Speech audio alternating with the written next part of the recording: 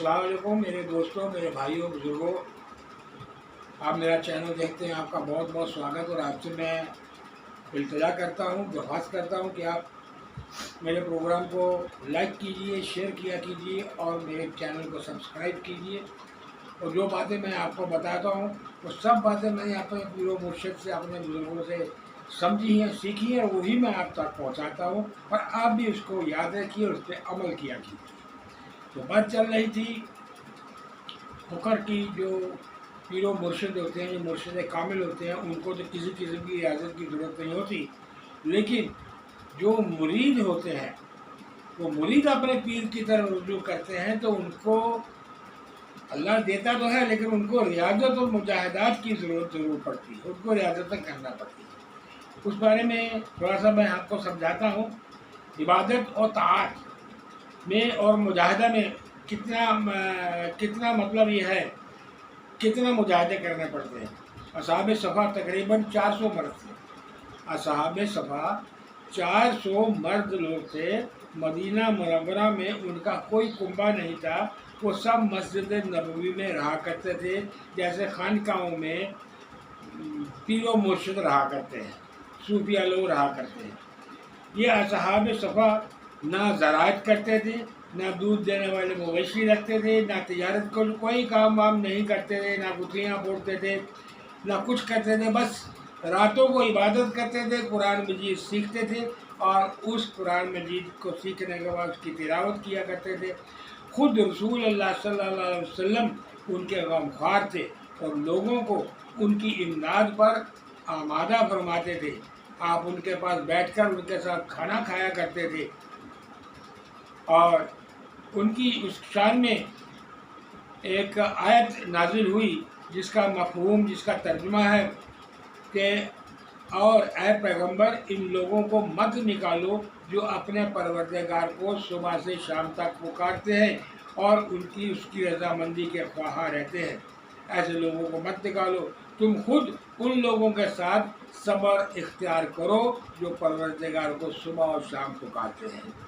तो रसूल पाक सल्लल्लाहु अलैहि वसल्लम को भी हुक्म आया अल्लाह का कि असहाब सफ़ा जो है वो सूफी लोग थे। उनको ना कारोबार की फ़िक्र थी, ना तिजारत, ना मवेशी रखते थे, ना कुछ करते थे। बस खाली रातों को इबादत करते थे, कुरान शरीफ पढ़ते थे और उसकी तिलावत किया करते थे, अल्लाह की इबादत किया करते थे। ये है बेलौस मोहब्बत। इश्क की मैं बात कर रहा था ना, ये इश्क है बेलौस, बेमतलब का इश्क है। इसमें कोई मतलब नहीं इंसान का ज़ाती। इसलिए इसी को अल्लाह पसंद करता है कि दुनिया से बिल्कुल किनारा करके अल्लाह की तरफ आ जाओ, बस अल्लाह उस तक खुश है। तो ये था वजीफ़ा, ये था आज का दर्स। और इसी बारे में कल फिर मैं कुछ पेश करूँगा। अब आज का वजीफ़ा की बात है। तो दोस्तों, आज का वजीफ़ा है, पहले एक बार तो आप दुरूद इब्राहिम पढ़ लीजिए। देखिए, जो तादाद बताता हूँ मैं, वो जो बुज़ुर्गों से सीखता हूँ, समझता हूँ, वही आपको बताता हूँ, मेरी तरफ से नहीं बताता हूँ। पहले भी मैंने आपको बोला कि मेरी तरफ से कुछ नहीं बताता हूँ, ये बुज़ुर्गों की बताई हुई बातें जो मैं आप तक पहुँचाता हूँ। और जो तादाद बताई जाती है उसी तादाद से आप वजीफ़ा किया करिए, ठीक है। आपने क्या करना है, एक बार दुरूद इब्राहिम पढ़ना है, उसके बाद 3 बार आपने पढ़ना है इन्नल्लाह अला कुल्ली शैइन कदीर, इन्नल्लाह अला कुल्ली शैइन कदीर, इन्नल्लाह अला कुल्ली शैइन कदीर। ये आपने 3 बार पढ़ना है। उसके बाद आपने 7 बार पढ़ना है या हय्यू या क़य्यूम, या हय्यू या क़य्यूम, या हय्यू या क़य्यूम, या हय्यू या क़य्यूम। ये आपने 7 बार पढ़ना है। फिर उसके बाद आपने 11 बार सूरह कौसर पढ़ना है।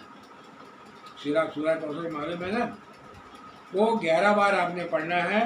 और उसके बाद एक तस्बीह आपने पढ़ना है, सुब्हानल्लाहि व बिहम्दिही सुब्हानल्लाहिल अज़ीम, सुब्हानल्लाहि व बिहम्दिही सुब्हानल्लाहिल अज़ीम, सुब्हानल्लाहि व बिहम्दिही सुब्हानल्लाहिल अज़ीम। ये एक तस्बीह आपने पढ़ना है। और आखिर में फिर एक बार दुरूद इब्राहिम पढ़िए और हाथ उठा के अल्लाह पाक से दुआ कीजिए। जो आपकी ज़रूरत होगी वो इंशाअल्लाह अल्लाह पूरी करेगा।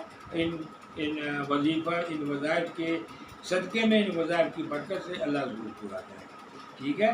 अब कल मैं फिर हाज़िर होऊंगा। कल तक के लिए इजाज़त दीजिए। आदाब।